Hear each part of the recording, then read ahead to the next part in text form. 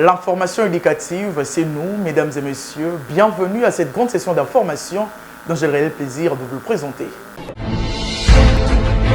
Ouvrons cette édition avec la présentation de l'instruction académique 027 par la ministre de l'Enseignement supérieur, universitaire, recherche scientifique et innovation, professeure Marie-Thérèse Sombo. Cet outil de travail mis à la disposition des gestionnaires des établissements universitaires se présente comme une boussole pour le bon déroulement de l'année académique 2025-2026. La cérémonie a eu lieu le jeudi dernier à l'Institut national des arts. Valongolo, Serge Mboui et Christian Chipamba ont valablement représenté le journal universitaire. Excellence, Madame la Ministre. C'est fait. L'instruction académique 027 tant attendue a été présentée à la communauté ce 20 novembre à l'Institut national des arts INA par la ministre de l'Enseignement supérieur universitaire, recherche scientifique et innovation Marie-Thérèse Sombo-Ayane. Ce document de 72 pages réparti en 6 chapitres constitue la boussole pour les gestionnaires durant cette année académique. Pour la ministre de tutelle, l'instruction académique 027 s'inscrit dans la vision du chef de l'État Félix Tshisekedi. Elle vient redynamiser la recherche scientifique en RDC, la création de pôles d'excellence et les innovations, promouvoir l'assurance qualité, assurer l'opérationnalisation du système LMD à tous les niveaux, l'introduction du ranking des établissements au niveau national pour susciter l'émulation et la coopération universitaire. Assurer la bonne gouvernance à travers la digitalisation de la gestion et le développement des compétences numériques. L'heure de la rupture avec les antivaleurs est donc arrivée, a dit la ministre. Bien avant, le professeur Henri Kalama a pris la parole au nom de la conférence provinciale de chefs d'établissement des LESU de la ville-province de Kinshasa. Dans son speech, il a demandé à la ministre de l'Essurci de s'impliquer pour la mécanisation du personnel de l'ESU, remplacer les déserteurs. Henri Kalama fustige le port illégal de toge par certains professeurs qui ne respectent pas le grade. Cette cérémonie s'est clôturée par une photo de famille entre la ministre et les participants. Alfred. Voilà. Rendons-nous au Sénégal où le recteur de l'université de Kinshasa, le professeur Jean-Marie Kayembe, a été honoré en recevant les diplômes d'honoris causa lui décernés au regard de ses loyaux services rendus à la communauté universitaire africaine en général et congolaise en particulier. C'était au cours d'un colloque international organisé sur le thème Innovation et développement durable en Afrique. Eli Kakiakou et Serge Mboui pour le reportage. Le drapeau de la République démocratique du Congo a flotté au Sénégal, le pays du président Bassirou Diomaye Faye, lors de la cérémonie de remise des insignes de Dr honoris causa au professeur Jean-Marie Kayembe Toumba, recteur de l'université de Kinshasa. La distinction a été décernée en marge d'un colloque international organisé sous le thème Innovation et développement durable en Afrique. Le numéro 1 de l'INIKIN a été élevé au rang de docteur honoris causa par l'Institut africain des recherches pluridisciplinaires appliquées. Figure emblématique des sciences biomédicales, un leader reconnu pour sa vision dans la gouvernance universitaire, le professeur Jean-Marie Kayembe Toumba poursuit depuis son arrivée à la tête de l'INIKIN une dynamique axée sur la diplomatie académique. À travers son slogan « Inikin Solution », il s'emploie à faire rayonner les potentialités de l'université congolaise sur la scène internationale. L'IARPA a salué le rôle, les stratégies de l'université de Kinshasa dans l'écosystème académique africain ainsi que la contribution de la RDC à l'avancement des savoirs sur les continents. Le récipiendaire, le professeur Jean-Marie Kayembe Toumba, a dédié cette distinction à l'université de Kinshasa, maison de toute l'université congolaise. Pour lui, ce titre constitue à la fois un honneur, un appel à davantage de responsabilités et à un engagement renouvelé vers à son alma mater.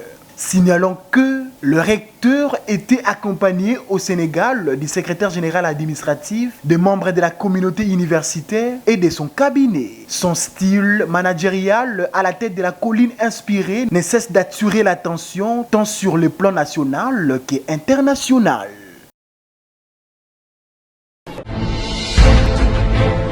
La faculté des sciences informatiques de l'Université catholique du Congo a organisé une conférence exceptionnelle autour du thème « Numérisation des services publics, cas de la fonction publique de la République démocratique du Congo ». Une activité scientifique qui vise à renforcer la compréhension des enjeux liés à la transformation numérique de l'administration publique en RDC. Martin Chisambou et Jérès Landou pour les reportages.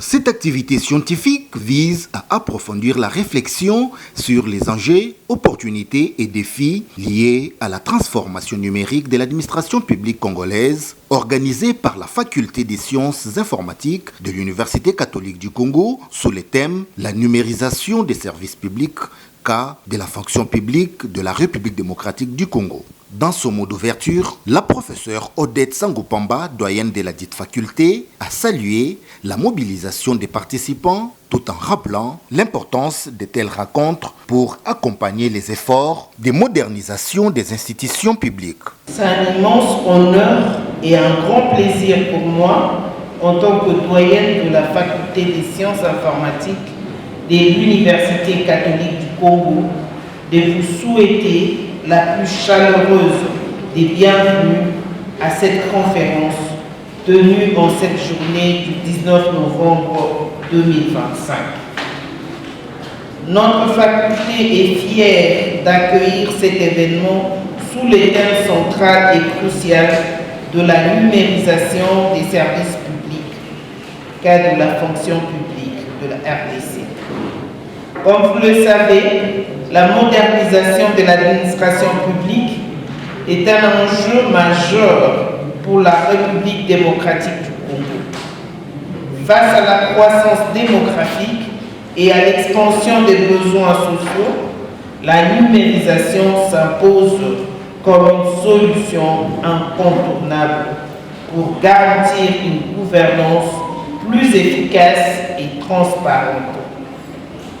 Nous sommes conscients que cette transition numérique soulève des défis techniques, organisationnels et humains complexes. 3 conférenciers se sont succédés pour enrichir les échanges. Le professeur Louis Teta a exposé sur la gouvernance digitale, projet informatique pour la République démocratique du Congo, mettant en lumière les stratégies et outils à mettre en place pour une gouvernance efficace et connectée. Le professeur Faradja a parlé des enjeux de la numérisation tout en se concentrant sur le cas spécifique de la fonction publique congolaise, notamment en termes de transparence, efficacité et réduction de la corruption. Le professeur Koutangila Mayoya a présenté une intervention intitulée « Fonction publique et réforme en République démocratique du Congo quand le numérique change la donne ». Le professeur Mayoya a souligné les rôles du digital comme levier incontournable des réformes institutionnelles. Cette conférence s'inscrit dans la volonté de l'UCC de contribuer activement à la transformation numérique du pays. Et c'est par une séance de questions-réponses pour favoriser un échange enrichissant entre les intervenants et participants qui s'est clôturée cette conférence. Quittons la capitale pour la province du Haut-Katanga où l'Institut supérieur pédagogique de Lubumbashi a vibré au rythme de la fête du livre organisée par l'Institut français le mardi 18 novembre 2025. Blaise Ndala, écrivain congo-canadien francophone, a échangé avec les étudiants du département des français langues africaines autour de ses sources d'inspiration et ses techniques de production littéraire. Toujours dans la province du Haut-Katanga, l'Institut supérieur technique de Lubumbashi a organisé la cérémonie d'accueil de nouveaux étudiants le jeudi dernier. C'est après la tenue du conseil de l'Institut dirigé par le professeur Jean-Nom Pagnampagna, directeur général de cet établissement. Georges Nzilungi et Christian Chipamba pour le reportage. C'est dans une ambiance hors pair que s'est déroulée la très célèbre cérémonie d'accueil des nouveaux étudiants à l'ISTEL Lubumbashi ce jeudi 20 novembre 2025. Ici, plus de 700 étudiants nouvellement inscrits ont pris part à cette cérémonie légendaire présidée par le directeur général en présence de plusieurs invités de marque et des personnels enseignants. Pour leur toute première fois, ces nouveaux venus à l'université ont goûté à l'hymne des Listel.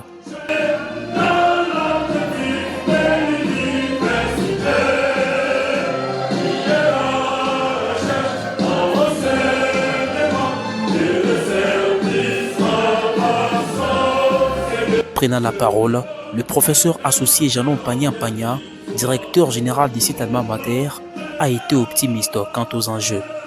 L'Institut supérieur technique de Lubumbashi Eastern Ansi est un établissement riche d'une diversité qu'il salue accomplie par la disponibilisation aux apprenants que vous êtes d'un personnel enseignant de qualité et capable de relever les défis de communiquer la science sans détour avec comme système de base licence, master et doctorat communément appelé le système LMD.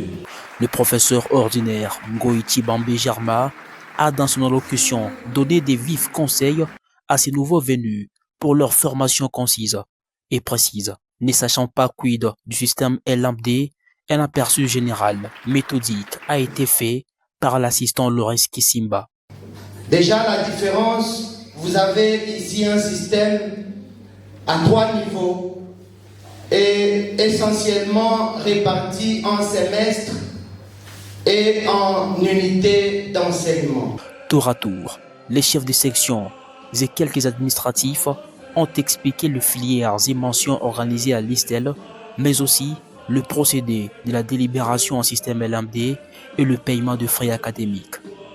Le professeur associé Janon Pagna a parlé également du basculement de l'ISTEL en une université, un projet ambitieux en cours. Ces étudiants ont eu un moment propice de poser des questions sur le fonctionnement de l'ISTEL et toutes les confusions et lacunes ont été éclairées. Au total, 4 lauréats de l'année dernière ont été promus avec de bourses partielles pour leur distinction. Conséquence, une bonne partie de leurs frais académiques sera prise en charge par l'institution. La direction générale de l'Institut supérieur technique de Lubumbashi ISTEL a tenu un conseil de l'Institut ce samedi 15 novembre 2025 pour une bonne perspective de l'année académique en cours. Dans sa communication circonstancielle, le directeur général de cette institution universitaire a félicité tout d'abord tous les animateurs des cours de l'ISTEL ayant pris part à ces assises, notamment de professeurs, chefs de travaux et assistants, chacun en ce qui les concerne, pour leur engagement et leur dextérité en vue d'amener à bien la qualité des enseignements à l'Institut supérieur technique de Lubumbashi. Une critique méthodique et stratégique de l'année académique précédente a été faite en vue d'améliorer les conditions pour l'année académique 2025-2026, de manière à ce que tout se passe comme prévu. C'était une occasion en or pour le professeur associé Janon Pagna de communiquer en outre au personnel scientifique les nouvelles décisions des charges horaires. Les enseignants ont également émis les quelques difficultés rencontrées par eux les années académiques précédentes et ont proposé des pistes de solutions pour une amélioration certaine dans plusieurs domaines liés aux activités académiques. Retournons à Kinshasa pour parler de la foire entrepreneuriale et d'innovation qui est le comité des étudiants de Leadership Academia University en collaboration avec Campus Tour ont organisé ces assises dans le souci de booster les activités entrepreneuriales des étudiants congolais. L'ouverture a eu lieu le jeudi dernier. Valongolou était présent pour le compte du journal universitaire. C'est le professeur Mfungi, secrétaire général à la recherche du Leadership Academia University LAU, qui a lancé l'exposition entrepreneuriale et innovation organisée par les comités des étudiants de cet alma mater en partenariat avec Campus Tour, afin de promouvoir l'entrepreneuriat estudiantin. Dan Daniel, président des étudiants de LAU, en précise les objectifs et les attentes. Qu'aujourd'hui, l'État n'est plus l'État-providence. L'État il est régulateur, l'État il est entrepreneur, l'État est dans des partenariats qu'on appelle même PPP, le partenariat public-privé. C'est-à-dire autant dans le secteur public, on doit entreprendre par des actions, notamment par le service public, mais aussi dans le secteur privé. C'est-à-dire nous, la population, nous devons entreprendre dans cette optique, même dans cette logique. Voilà pourquoi c'est la première édition, c'est la première phase. Il y en aura bien d'autres. Après plusieurs années, il y en aura de temps en temps, chaque année même. Le but, c'est de renforcer, de mettre un accent sur les potentialités, sur le talent, de créer une synergie autour de cette jeunesse qui peut entreprendre pour contribuer au développement de ce pays. J'aimerais, moi, les voir au sommet demain, qui deviennent des entrepreneurs à grande échelle, c'est-à-dire qu'ils arrivent à aider notamment le pays en sortant plusieurs Congolais du chômage. Ce que j'attends de nous, c'est que nous quittons même l'informel pour le formel, nous atteignons les statuts d'entreprise en quittant des start-up, en devenant entreprise. Pour cette première journée, un panel composé de plusieurs personnalités, Alkitenge, polytechnicien et stratège économique, pasteur Olivier Sepp, vérificateur polyvalent des impôts à la DGI, et Joël Kabouya, directeur adjoint de Cobank, a partagé son expertise encourageant les étudiants à créer leurs propres entreprises avant la fin de leur cursus. Pour joindre la théorie à la pratique, plusieurs étudiants entrepreneurs ont présenté leurs produits et services. C'est une entreprise mixte qui évolue dans l'immo-business, agri-business et puis e-business. Donc e-business, c'est tout ce qui cadre avec les affaires en ligne. Aujourd'hui, j'ai proposé mes services, j'ai proposé mon savon qui est maintenant disponible. J'ai proposé des produits de maquillage, fond de teint, fard à paupières, j'ai proposé aussi des pinceaux. La particularité de mes produits et services que je vends, c'est que mes produits sont clairement une innovation dans le secteur de la beauté parce que j'ai innové en créant des produits qui sont vraiment naturels, à base 100% de matières naturelles et utiles pour votre routine quotidienne de beauté, de skincare. J'ai le maïs, la farine de maïs, la farine de manioc, le miel et puis l'huile de palme, déjà transformée.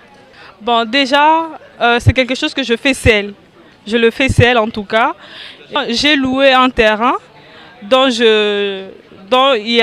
nous cultivons le maïs, le manioc, le noix de palme en tout cas. Et puis nous élevons les abeilles. Ouverte ce jeudi 20 novembre, l'exposition entrepreneuriale se clôturera ce vendredi 21 novembre 2025.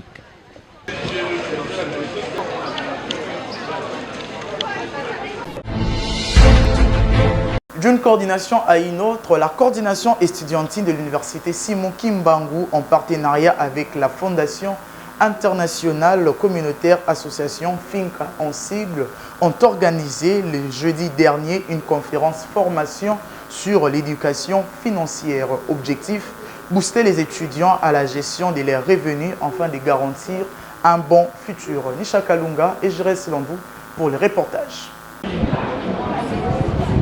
La salle de 3 de l'université Simon Kimbangu a été le lieu de cette conférence formation centrée sur l'éducation financière, organisée par la coordination estudiantine de cet établissement en partenariat avec l'institution microfinance dénommée FINCA, dans le but de sensibiliser les étudiants de l'USK à la meilleure gestion de leurs finances personnelles. FINCA joue un rôle crucial dans l'émergence économique de la République démocratique du Congo, a déclaré M. Néhémie Kiassi dans son speech. FINCA est une institution financière fiable et digne de confiance parce que nous octroyons des services financiers à la hauteur du besoin et de la demande du public congolais, dans le sens où, à partir de FINCA, vous pouvez obtenir n'importe quel montant du crédit que vous souhaitez et vous pouvez obtenir un compte bancaire selon les moyens les plus simples, de manière sécurisée et très pratique.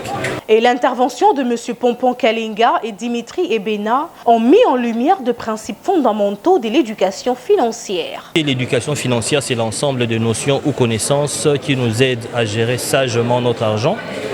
Et c'est pour cette raison-là que nous nous sommes présentés aujourd'hui devant la communauté estudiantine de l'USK pour parler des notions qui composent l'éducation financière, entre autres les budgets, l'épargne, le crédit, ainsi que la négociation financière, tout en frôlant un tout petit peu sur le service financier numérique.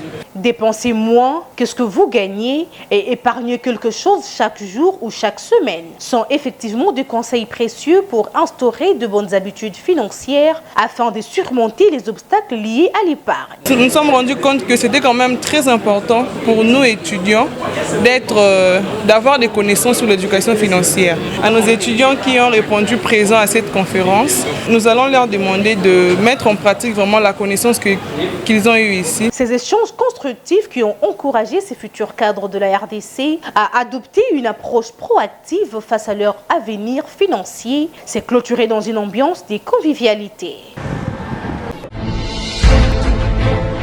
De l'autre côté, l'Institut supérieur des techniques appliquées a servi de cadre pour la tenue de la conférence débat organisée le jeudi dernier par l'association sans but lucratif dénommée Regroupement des professionnels des télécommunications du Congo, une activité qui a eu comme thème vers un ordre professionnel des télécommunications en République démocratique du Congo. Eli Kakiakou et Nene Wambenga pour le reportage.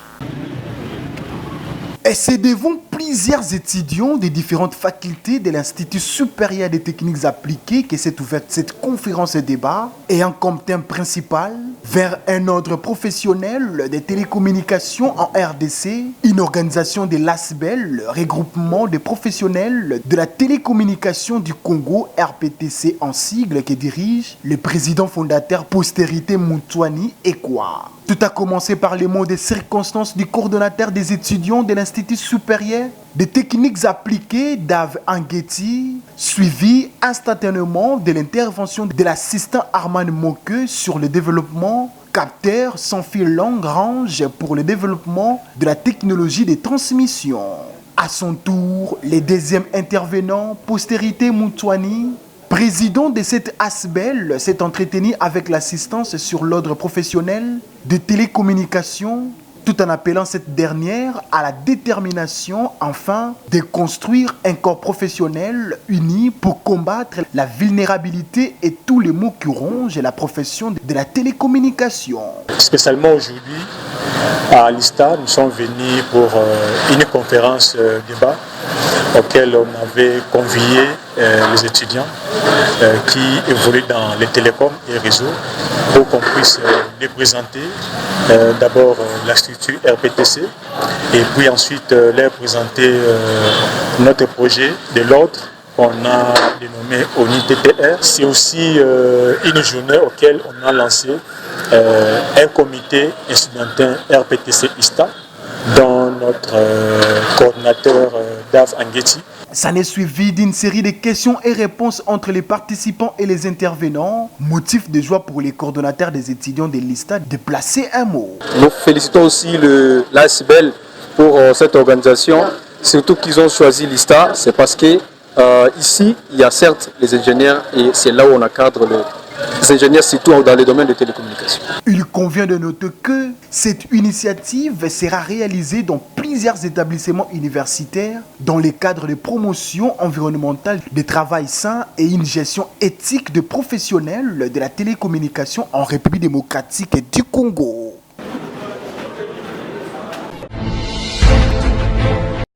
Leadership inclusif et la transformation sociale, c'est les thèmes de l'atelier citoyen avec le jeune organisé par la structure dénommée Alliance pour l'égalité du peuple. C'est vendredi 21 novembre 2025. Le coordonnateur de la FNGA, Alpha Bombika, a pris part à cet événement qui a eu lieu dans la salle MONUSCO de l'UTEX Africa. Nisha Kalunga et je reste dans vous pour plus de détails. La salle MONUSCO UTEX de l'UTEX Africa a servi de cadre à cette session interactive dédiée au leadership inclusif et la transformation sociale. Une initiative conjointe de la structure Alliance pour l'égalité de peuple en collaboration avec la Fondation nationale de jeunes, Avenir et autres structures. Les expériences partagées par les panélistes étaient très inspirantes, permettant aux participants de mieux comprendre les défis qu'ils peuvent rencontrer et les stratégies pour le surmonter. Ce qu'il faut retenir de mon intervention concernant le leadership féminin, Il faudrait d'abord comprendre que la culture joue aussi un grand rôle pour que ce leadership féminin soit vraiment effectif. Quelqu'un te dira la culture dans quel sens? Parce que les inégalités aujourd'hui socioculturelles pèsent sur les efforts de femmes, que ce soit dans les institutions, que ce soit dans les organisations. Ça pèse dans le sens que les femmes, au lieu d'avancer, sont tirées vers le bas. Et pour pallier à ça, les femmes ont besoin. Et je dirais comme une porte-parole aujourd'hui de femmes, ils ont besoin d'être accompagnées. Ils ont besoin de ces coachings. Ils ont besoin du mentorat. Nous retenons que nous avons un rôle important à jouer, le rôle de faire participer pleinement les jeunes, le rôle de les inviter à valoriser la diversité et à beaucoup plus s'asseoir sur des bases d'égalité, de justice et d'équité, beaucoup plus en développant des capacités sur diverses matières et en se présentant un expert pour contribuer au changement. Nous, le FMJA, nous croyons et nous sommes convaincus que la jeunesse est cette clé de développement socio-économique de notre pays. Pour y parvenir, nous devons jouer un rôle effectif dans le présent. Et des assises telles que cet atelier permettent aux jeunes de comprendre les enjeux de l'heure. Il était question à nous, les jeunes de l'Alliance pour l'égalité des peuples, vu que nous militons sur l'inclusion et la cohésion sociale, il était important pour nous, avant de se lancer sur plusieurs actions, d'être équipés moralement et intellectuellement sur les enjeux du leadership, notamment le leadership transformationnel. Ces échanges riches et motivants ont poussé les participants à adopter une attitude positive afin de promouvoir l'égalité et les encourager à s'engager dans des actions positives.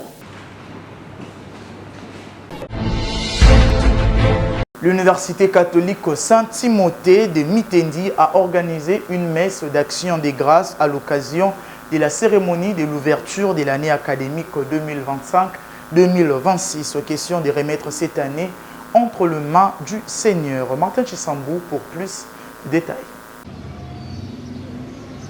L'Université catholique Saint-Timothée de Mitendi a officiellement lancé l'année académique 2025-2026 à travers une messe d'action des grâces organisée dans l'enceinte de son campus de Mitendi dans l'objectif de confier cette nouvelle année académique entre les mains de Dieu dans un esprit de paix, de sagesse et d'excellence. Étudiants, membres du personnel administratif, enseignants et autorités académiques ont répondu présents à cette rencontre marquée par les moments de prière, de recueillement et de louanges. Dans son homélie, l'abbé Jean-Didier Echima a invité toute la communauté universitaire à vivre cette nouvelle année académique avec foi, discipline et engagement, tout en rappelant que la connaissance véritable doit être guidée par des valeurs chrétiennes. Prenant la parole, le professeur abbé Justin Kamono, secrétaire général à la recherche, a insisté sur la mission principale de cet établissement